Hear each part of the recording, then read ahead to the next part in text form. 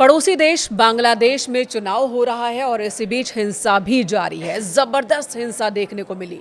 सुबह से ही जैसे ही वोटिंग की शुरुआत हुई उससे पहले से झड़पें शुरू हो गई। कहीं बम फोड़े गए तो कहीं आपस में पत्थरबाजी हुई है।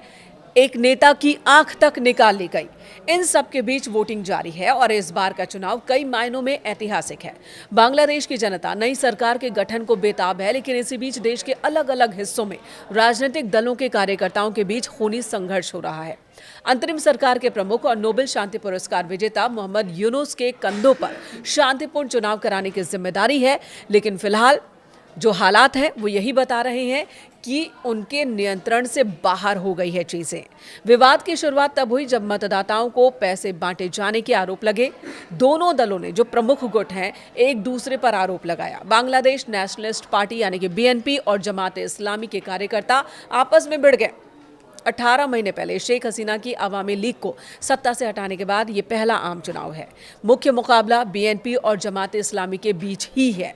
बीएनपी का नेतृत्व पूर्व प्रधानमंत्री दिवंगत खालिदा जिया के बेटे तारिक रहमान कर रहे हैं। अवामी लीग को चुनाव से बाहर कर दिया गया है। पूर्व प्रधानमंत्री शेख हसीना बांग्लादेश से बाहर भारत में हैं, जबकि खालिदा जिया का निधन हो चुका है। बीते 35 सालों से बांग्लादेश की सत्ता इन्हीं दो महिलाओं ने संभाली है। दशकों बाद पहली बार इन दोनों मजबूत महिलाओं की गैर मौजूदगी में चुनाव हो रहे हैं। अंतरिम सरकार के मुखिया यूनुस ने वोट डालने के बाद कहा कि ये चुनाव देश का भविष्य बनाने वाला चुनाव है। उन्होंने कहा कि देश की आवाम खुश है। दोनों दलों में मजबूत स्थिति बीएनपी की दिख रही है। आखिर किस आधार पर बीएनपी को मजबूत माना जा रहा है और भारत के लिए ये चुनाव कितना महत्वपूर्ण है, ये जानेंगे। लेकिन इससे पहले जान लीजिए कि चुनाव में अब तक क्या क्या हुआ है। देश भर में हुई हिंसा में अब तक 50 से ज्यादा लोग जख्मी हुए। बांगुरा जिले में एक नेता की आंख निकाल ली गई। बांग्लादेश के इलेक्शन कमीशन के सूत्रों ने ढाका के सुमित टीवी को बताया कि देश भर के 140 सेंटर्स पर गड़बड़ियों की खबरें आई। 43 सेंटर्स पर हाथापाई और मारपीट की घटनाएं हुई और 4 सेंटर्स पर पोलिंग एजेंट्स को कथित तौर पर बाहर निकाल दिया गया। गोपालगंज के एक पोलिंग स्टेशन पर वोटिंग के दौरान एक क्रूड बम फेंका गया। इनमें 3 लोग जख्मी हो गए, जिनमें अंसार के 2 सदस्य हैं और एक बच्चा भी जख्मी हुआ। इन सब के बीच पोलिंग बूथों पर वोटर्स का हुजूम भी देखने को मिला। भारी संख्या में आवाम सड़कों पर निकली। हिंदू आबादी में भी बड़ी संख्या में मतदान को लेकर रुझान देखने को मिला, उत्साह देखने को मिला। बड़ी संख्या में महिलाओं ने भी वोट किया। हाल ही में संबंधों में तनाव और कट्टरपंथी जमात के उदय के कारण इन चुनावों पर भारत की भी नजरें हैं। चुनाव में सीधा मुकाबला है खालिदा जिया के बेटे तारिक रहमान के नेतृत्व वाली बीएनपी और जमात इस्लामी के नेतृत्व वाले गठबंधन के बीच। युवा कार्यकर्ताओं की पार्टी राष्ट्रवादी नागरिक पार्टी यानी कि एनसीपी ने जमात के साथ गठबंधन किया है। शेख हसीना की पार्टी अवामी लीग के चुनाव लड़ने पर प्रतिबंध है।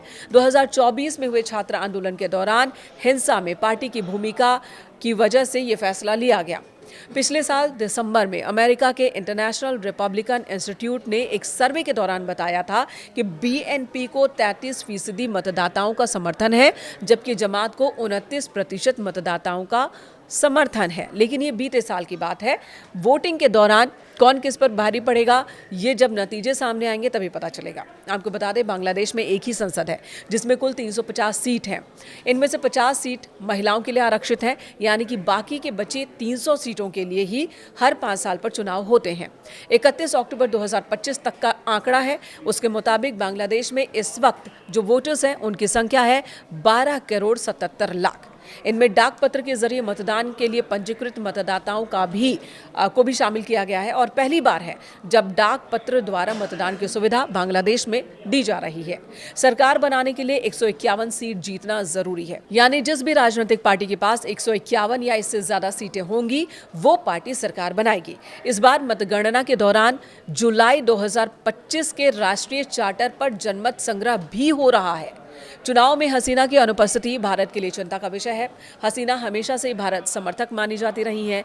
उन्हीं के कार्यकाल के दौरान भारत और बांग्लादेश के संबंध मजबूत हुए थे। सुरक्षा, व्यापार और दूसरे क्षेत्रों में बहुत अच्छे संबंध थे बांग्लादेश और भारत के बीच।